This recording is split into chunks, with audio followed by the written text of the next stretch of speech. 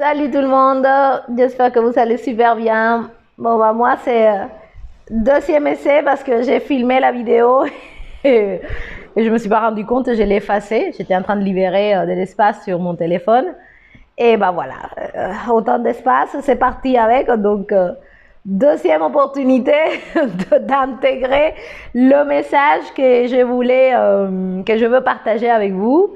J'espère que vous avez passé une bonne semaine. Pour moi, ça a été une semaine de beaucoup de prise de conscience.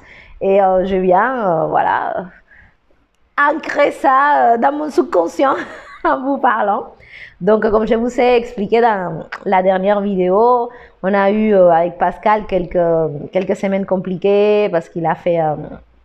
il a fait un AVC, je ferai une vidéo sur ça parce que ça aussi c'était assez éclaircissant, oui voilà. Et du coup, voilà, c'était des moments de beaucoup de stress et tout ça. Et après, il y a la descente de ça et des semaines où tu avais envie de rien faire, personnellement, vider complètement de mon énergie jusqu'à que, comme j'ai dit la dernière fois, mardi, j'ai repris le contrôle de ma vie parce que je la voyais passer comme ça jour après jour et c'était assez pas agréable comme sensation. Et je me suis dit, allez, stop, on remet les pendules à l'heure. Donc, je vous ai partagé ma technique pour retrouver un peu de l'ordre. J'écris sur mon cahier à 99 centimes, voilà, tous les soirs, les objectifs, on va dire, de la journée prochaine, toujours au présent pour que mon subconscient soit déjà dans cet état d'esprit que c'est quelque chose qui est en train d'arriver, que c'est pas un souhait lointain peut-être qui sait va arriver, sinon c'est quelque chose de factuel. Et donc, j'ai eu cette expérience que j'ai répétée mardi, mercredi, jeudi et vendredi et samedi. Et ce que je viens vous parler aujourd'hui, c'est de quelque chose que j'ai appris hier et qui vient un petit peu compléter l'expérience hebdomadaire que j'ai eue. Je l'ai appris de mon coach, où je suis des enseignements un peu plus profonds et subtils sur tout ce qui est l'alignement avec le subconscient, la physique quantique, la 5D, bon, des choses un peu plus subtiles, on va dire, mais qui sont partie intégrante de notre vie parce qu'on comprend souvent pas que nous sommes des créatures mentales qui évoluons aussi dans un univers mental où il y a des lois mentales qui s'appliquent qu'on le veuille ou pas. De la même façon que dans la physique, il y a les lois de la physique, et dans l'électricité, les lois de l'électricité, et dans la nature, les lois de la nature. Il y a des lois mentales, et vu que nous sommes des créatures mentales, vaut mieux les connaître et les appliquer à bon escient. Et donc, je vous ai parlé de cette loi du contrôle. C'est une des premières lois mentales à laquelle on est soumis, qui dit tout simplement qu'on est content de notre vie par rapport au degré de contrôle qu'on peut avoir dans une partie précise. Hein. Ça peut être la santé, le professionnel, le relationnel, le financier. Voilà, tu observes ta vie, là où tu te sens le plus heureux, ça va être souvent cette partie-là où tu as le plus de contrôle. Et donc, à moi, ça me parle totalement. Et c'est vrai que ça vient compléter tout l'effort que j'ai fait durant cette semaine, où pour moi, c'était vraiment contrôler mes pensées. Et donc, il nous a parlé hier de quelque chose qui s'appelle la boucle de rétroactivité positive. Donc, c'est un terme un petit peu plus pointu, mais bon, moi, comme j'aime bien simplifier les choses, je vais appeler ça la reconnaissance mentale ou cérébrale. Et donc, je vous explique concrètement comment vous pouvez l'utiliser à votre service, parce que finalement, les lois mentales sont là pour qu'on les comprenne et qu'on les utilise pour réussir dans notre vie. Et donc, souvent, on est soumis avec toutes ces idées qu'il faut être reconnaissant dans la vie, qu'il faut avoir de la gratitude. Et je pense que tout le monde est conscient de ça, sauf que dans la réalité des choses, parfois, il y a un petit décalage entre la reconnaissance et la gratitude de quelque chose. Oui, je suis reconnaissante et j'ai de la gratitude pour un certain nombre de choses, mais en même temps, ta vie de tous les jours n'est peut-être pas le reflet de tout ce débordement de gratitude et de reconnaissance. Et donc, il a expliqué, et donc je vous le partage, que c'est souvent, on a souvent ce genre de sentiments parce que on est dans la reconnaissance et la gratitude envers quelque chose, par exemple, dans le futur. Tu vois, quand tu veux arriver à faire quelque chose dans ta vie, souvent tu te mets un objectif. Cet objectif, pour la plupart de nous, se trouve dans le futur. Et ça crée comme une espèce de résistance au niveau de notre pensée subconsciente. Parce que notre fonctionnement naturel, c'est pas d'être dans le côté ésotérique. Voilà, notre cerveau fonctionne avec des choses concrètes et factuelles. Notre subconscient ne peut être modifié qu'à partir des faits. Et donc c'est pour ça que parfois on a beau se répéter tout ce qu'on veut, ma vie est merveilleuse, je me sens super bien, c'est génial, etc. Mais si la réalité n'est pas en concordance avec ce que tu es en train de dire, tu as tout de suite toujours cette petite voix à l'intérieur de toi qui te dit mensonge, tu dis n'importe quoi, c'est pas vrai. Voilà, et donc ça crée comme une espèce de résistance et on n'arrive pas à manifester ces choses qu'on voudrait dans notre vie. Et donc, il a donné une astuce tout simple que j'ai appliquée et qui est vraiment d'une efficacité déconcertante et d'une évidence extraordinaire. Et c'est, du coup, quand tu as un objectif, au lieu de le projeter dans le futur, dans quelque chose qui n'est pas encore arrivé, que tu souhaiterais qu'il arrive, mais que ton cerveau a du mal à concrétiser factuellement parce que c'est jamais arrivé. Ce qui arrive, c'est que il y a comme une espèce d'écart qui se produit. Si tu te dis, un exemple tout, concret, je veux faire du yoga tous les jours de ma vie, ou tous les jours, tout simplement. Et un jour, tu manques ça, quelque part ton cerveau, comme son fonctionnement naturel, c'est d'être un petit peu dans l'observation du négatif, hein, on va dire, il va te présenter ça comme un échec. Pourquoi? Parce que tu t'es projeté dans le futur que tu voulais faire du yoga tous les jours. Mais tu n'as pas fait du yoga tous les jours. Tu voudrais faire, tu vois, mais concrètement, tu ne l'as pas fait. Alors que ça, tu peux le révertir pour changer complètement comment tu comprends la chose, comment tu la ressens à l'intérieur de toi. Et c'est au lieu de te projeter dans le futur, tu vas dans le passé et tu prends un point d'ancrage dans un futur proche. Par exemple, hier, pour faire court, hier, et mon objectif, c'est faire du yoga, et je l'ai fait, et donc du coup, tu t'es dit, ok, j'ai fait du yoga aujourd'hui, et tu te compares par rapport à hier où tu n'as pas fait. Et donc, tout d'un coup, tu vas voir que dans ton cerveau, il y a de l'ajout, de l'addition. Il y a il y a un truc en plus, parce qu'hier, effectivement, c'est la vérité, tu n'as pas fait du yoga, ou peu importe, vous l'amenez à ce qui va dans votre vie, mais c'est factuel, tu ne l'as pas fait. Mais aujourd'hui, c'est factuel aussi que tu l'as fait. Et quand tu le compares avec le passé, tout d'un coup, au niveau de ta pensée subconsciente, il y a une addition, il y a un progrès, il y a quelque chose en plus, tu vois. Et donc, je l'ai remarqué, par exemple, aujourd'hui, quand j'ai eu la petite voix, tu vois, toute la semaine, j'ai fait 1h45 de marche, 2 heures de yoga, les jus verts, voilà, toutes les choses qui sont importantes pour moi. Et aujourd'hui, tu vois, j'ai marché un petit peu plus doucement ou dans ma pratique de yoga, bah, j'ai été pas aussi énergique que les autres jours.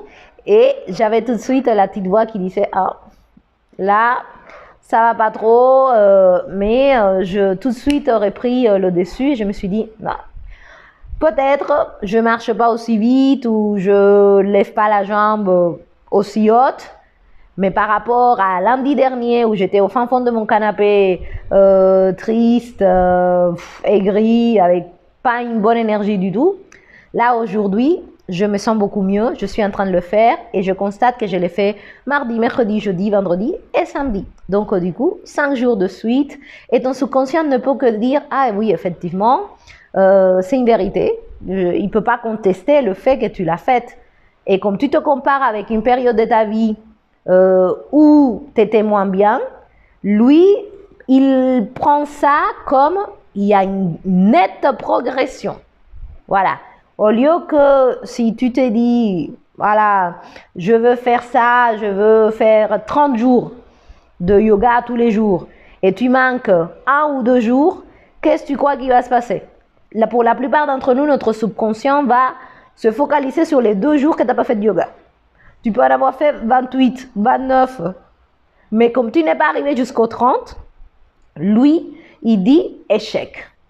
C'est pas suffisamment bien. Tu t'es programmé ou ton objectif c'était dans le futur, c'était faire 30 jours. Tu en as fait 29 et 3 quarts. Il t'a manqué un quart. Notre esprit va avoir tendance à nous ramener vers ah oui putain, j'ai pas fait le quart qui me manquait ou c'était pas assez. Tu vois pourquoi? Parce que on est dans le manque quand on se positionne par rapport au futur. Alors tu te dis ok, mon objectif c'est de faire du yoga aujourd'hui. Et tu vas dans les 30 jours passés, tu vois, ou même j'ai fait 30 jours, mon objectif dans le futur, c'est de faire 30 jours d'affilée du yoga. Et quand tu arrives aux 30, au lieu d'être dans le futur, tu te dis, ah oui, mais effectivement, j'ai fait 29 et 3 quarts. Ta petite voix qui te dit, oui, mais c'est pas 30, hein, c'est 29 et 3 quarts. Là, tu peux te dire, oui, mais il y a 1 mois, ou il y a 2 mois, j'avais pas fait même pas 1. Et donc, du coup, les 29 et 3 quarts, ça prend une ampleur à l'intérieur de toi que tu peux te dire, je suis plutôt fière de moi, tu vois. Donc, c'est un petit peu voir le verre à moitié vide ou à moitié plein. Hein. Sauf que notre fonctionnement naturel, c'est souvent de voir le verre à moitié vide. Il peut être presque plein à ras-bord, mais notre cerveau va toujours regarder le petit millimètre qui manquait pour que ça déborde. Il va te dire, ah oui, tu vois, là, il va manquer 1 millimètre. Et donc, c'est quelque chose de naturel qu'on entretient tous. Et si tu n'arrives pas à contrebalancer ça en te ancrant avec le passé au lieu du futur, voilà, un passé, il n'y a pas non plus d'il y a 25 ans, hein, un passé proche, semaine dernière, il y a 3 jours, que tu peux observer une progression. Parce que même si la progression elle est toute petite, quand tu la compares avec le passé, elle va prendre une dimension beaucoup plus grande. Parce que dans le passé, il n'y avait pas tout simplement cette minime progression. Et souvent, c'est ce qui arrive quand on commence, dans mon cas, à pratiquer du yoga. On oublie souvent d'où on est parti. Et on est en train de toujours se dire, ah non, mais il me manque cette pose, j'ai pas fait cette pose, j'ai pas fait ci, j'ai pas fait ça. Parce que on se focalise toujours dans ce qui manque. Mais ça crée un état d'esprit de manque qui t'empêche d'être reconnaissant et d'avoir de la gratitude pour tout ce que tu as déjà accompli. Tu vois, et là, quand tu fais le chemin inverse, et tu te rappelles quand tu as commencé, que tu avais la jambe pliée, que tu ne pouvais pas bouger, que tu faisais un petit pas. Après, je le parle au yoga parce que c'est ce que moi j'ai fait. Mais tu prends n'importe quel domaine de ta vie et tu vas voir que ça marche. Tu ne peux que constater que tu as fait une progression. Et que ta progression, quand tu l'amènes dans la partie consciente de ton cerveau, elle va te paraître beaucoup plus grande et beaucoup plus importante que si tu la compares avec quelque chose dans le futur. Et donc, du coup, aujourd'hui, je ne peux que célébrer mes victoires de toute cette semaine passée où j'ai tenu, où je me suis posé un challenge journalier. Parce qu'encore une fois, j'ai compris que être trop dans le futur, j'avais pas eu cette information, mais naturellement, je me suis dit, arrête, si tu regardes ma dernière vidéo, je l'ai dit, je suis pas trop dans le futur parce que ça m'auto-sabote. Et là, hier, j'ai eu la confirmation de pourquoi on s'auto-sabote. Et il suffit tout simplement de revenir un peu en arrière. Et là, aujourd'hui, c'est samedi, et je peux comparer avec lundi, où j'étais pas du tout dans cette énergie d'action. Et je ne peux que d'être content avec moi, tu vois, que d'être enthousiaste, de constater, de reconnaître. Tu vois, pour moi, reconnaissance, c'est pas juste la reconnaissance, ah oui, sois reconnaissant, non. Reconnais, tu vois, littéralement, reconnais, prends acte, prends conscience. Reconnaître quelque chose, c'est que, oh oui, ok, ça existe, c'est factuel, je ne l'ai pas inventé, voilà. Et donc, c'est un exercice que je t'invite à faire. Moi, je l'ai fait tous les jours cette semaine. La veille, moi, je prends mon cahier et j'écris au moins 3 choses que je veux faire le lendemain. Comme je t'ai dit dans la dernière vidéo, je les écris au présent parce que ton subconscient n'accepte pas le « je voudrais, j'aimerais », tout ça, il comprend, tu n'y arriveras jamais. Ça, c'est la traduction. Je voudrais, j'aimerais, je souhaiterais. Pour lui, c'est tu es incapable d'arriver à ça et donc du coup, tu rêves.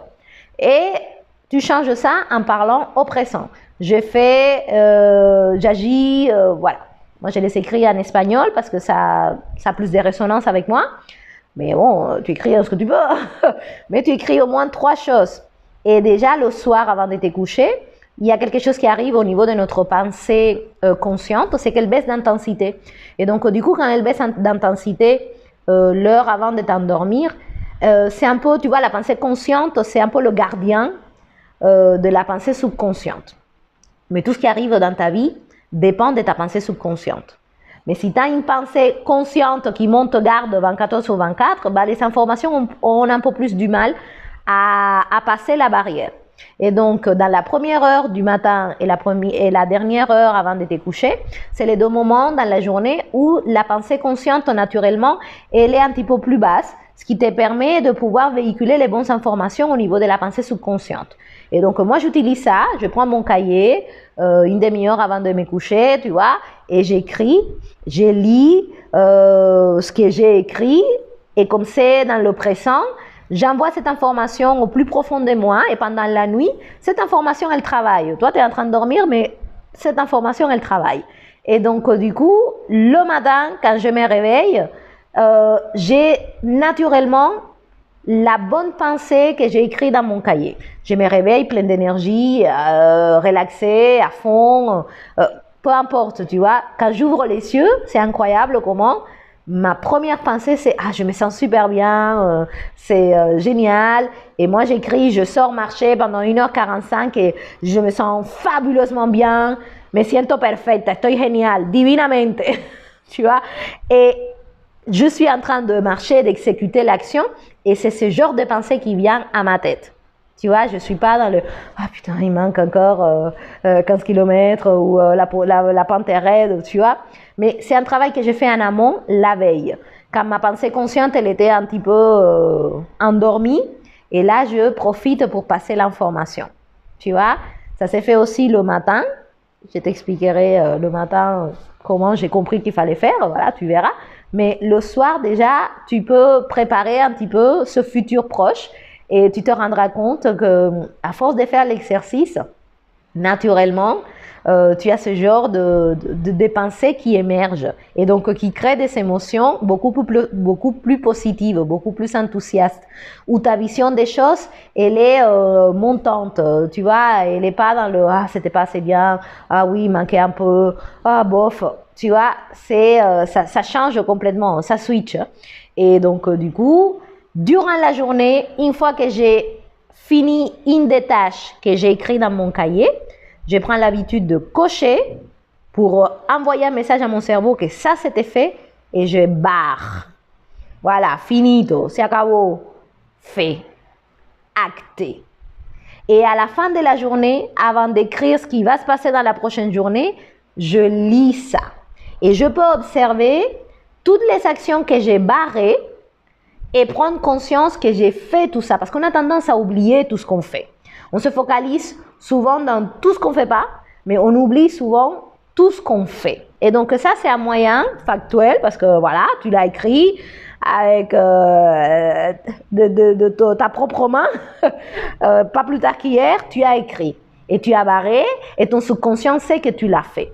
Et ça te permet aussi de prendre conscience des choses qui ont resté. Mais au lieu de te focaliser juste sur ce que tu n'as pas fait, que peut-être c'est 2 choses sur 10, tu dis, ok, ça m'a manqué, je vais le faire demain, ou il faut que je le remette, etc.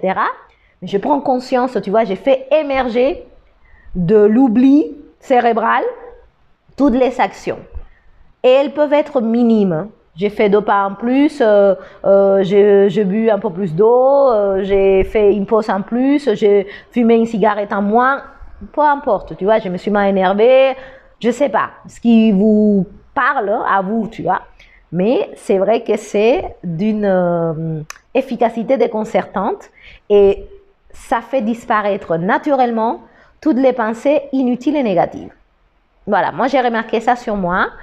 J'ai remarqué la petite voix qui a tendance toujours à venir casser un peu le délire. Mais si tu as du coup, à partir de maintenant, tu as ces déclics, tu vois, tu as cette tendance, parce que le cerveau c'est un muscle qu'il faut entraîner, tu vois, l'intelligence il faut l'entraîner, la façon de réfléchir il faut l'entraîner.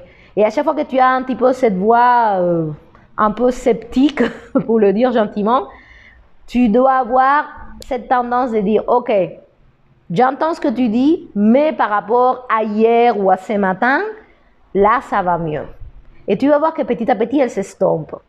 Parce que tout simplement, elle ne peut pas compétir. Elle ne peut pas, tu vois, te dire non, c'est pas vrai. Elle ne peut que acquiescer qu'effectivement, tu as raison.